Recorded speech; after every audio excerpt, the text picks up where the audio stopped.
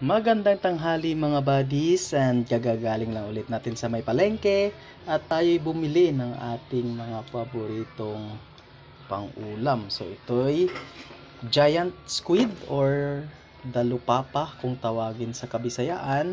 And although yung maliit lang ang binili ko, almost 1 kilo lang to kasi para good for isang lutuan lang, kasi ang normal na size na mga katabi nito kanina is nasa 6 to 8 kilos yung isa, sa sobrang laki. So ito lang pinili natin para goods for isang meal only. And of course, bumili rin ako ng itong dorado or dulado kung tawagin, dahil sariwang-sariwa ito kanina nung kanyang pinakita sa akin. And ito'y isang buo, nasa 2.7 kilos yung isa, and bininta niya lang sa akin sa halagang 260 yung isang kilo. So nasa 700 plus po ito, and yun, paborito po natin.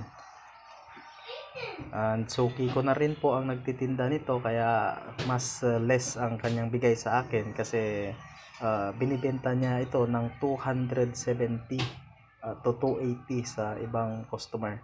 And of course, bumili din ako nitong 1 kilo ng dulong. Kakamatisan natin ito sa sabawan at yung iba ay papaksiwin. And ang aking pinaka-paborito sa lahat ay itong buntot ng baka or ginabot kung tawagin sa amin. Masarap itong balbakwa, especially itong kanyang buntot. So hihiwain ko muna ito, buddies, and lilinisin. Yan na po muna. God bless us all. Bye bye.